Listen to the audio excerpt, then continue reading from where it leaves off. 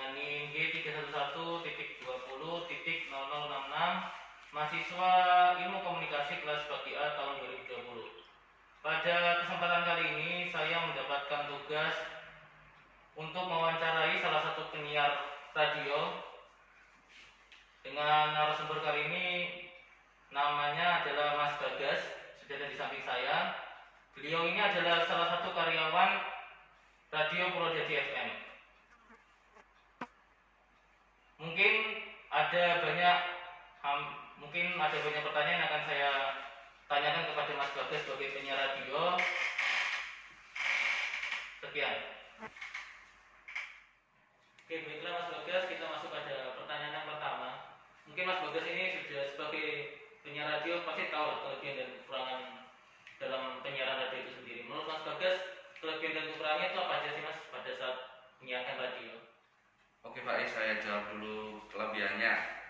Tidak membutuhkan banyak biaya dan sederhana. 1. Dapat diakses dengan mudah.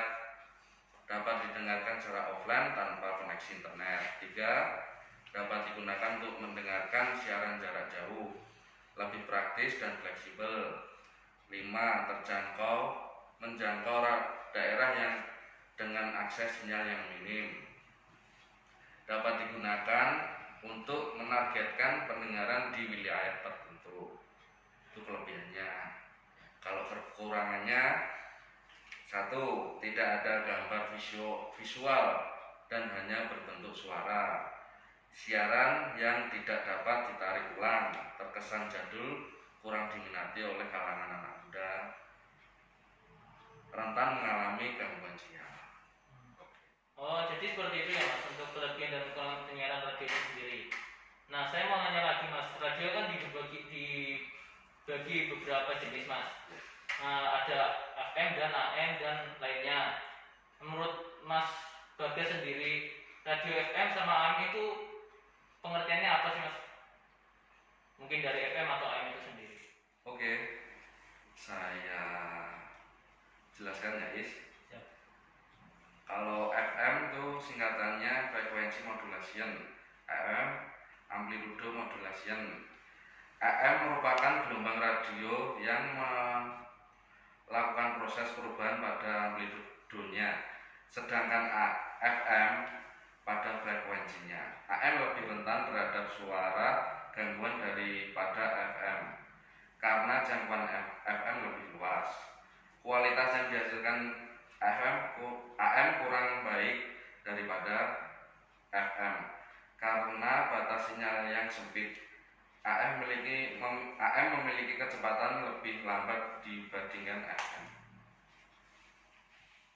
Oke Mas Bagas, terima kasih untuk yang pengertian dari radio FM sama AM itu sendiri. Nah, selanjutnya itu saya pernah dengar katanya itu ada radio digital sama radio online Mas. Perbedaan dari radio digital sama online itu seperti apa Mas? Oke, saya jawab ya Is. Yang radio online dulu. Kalau radio online itu pendengar dapat mendengarkan siaran menggunakan perangkat berbasis internet. Jadi hanya bisa didengarkan asalkan tersambung dengan internet.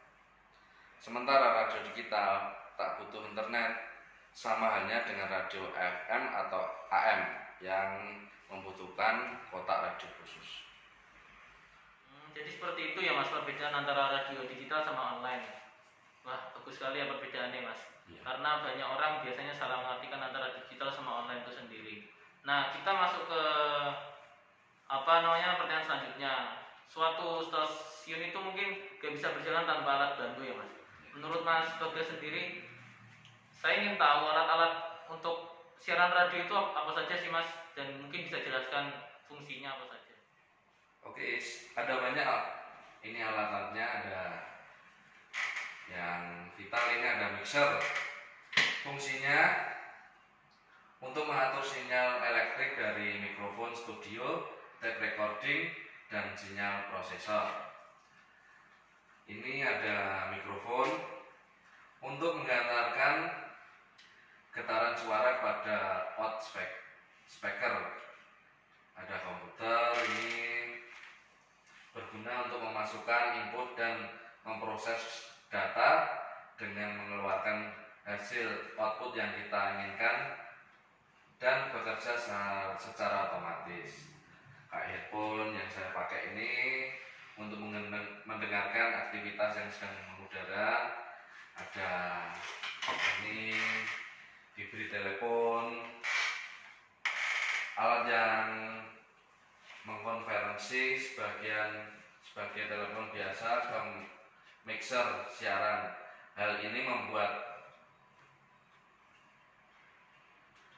pengisi bisa berkomunikasi langsung dengan pendengar.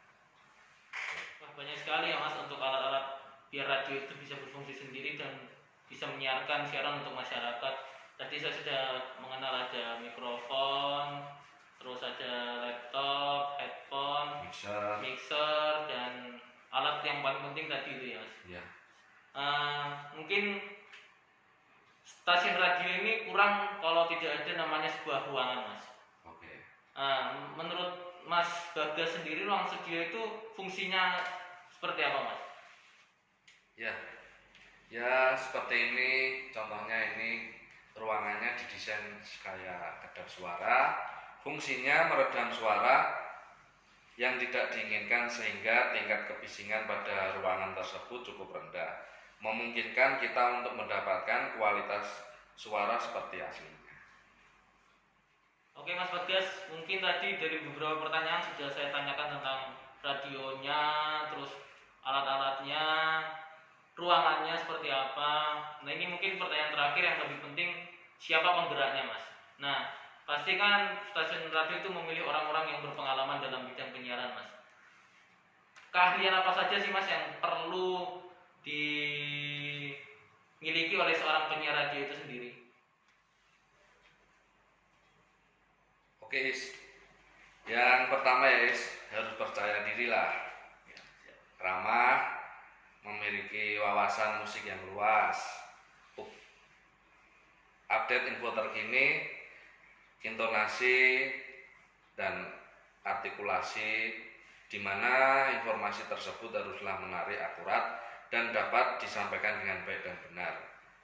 Yang terakhir, teamwork, ya bekerja sama dengan teman-teman penyiar lah. Gitu, oke. Oke Mas Bagas, terima kasih atas semua penjelasannya. Ya ini guna menemukan tugas Mas buat saya sendiri, karena menurut saya ya saya berkecimpung di ilmu komunikasi, berarti harus berani mempelajari tentang radio dan lain-lain. Oleh karena itu saya mengucapkan terima kasih banyak sudah meluangkan waktunya untuk menjelaskan kepada teman-teman semua di sana apa sih itu radio, alat-alatnya itu apa saja agar radio itu bisa didengarkan oleh semua masyarakat. Mungkin itu saja penutupan dari saya. Saya pribadi mohon maaf yang sebesar-besarnya bila ada salah kata yang tidak enak atau tidak berkenan di hati, saya mohon maaf.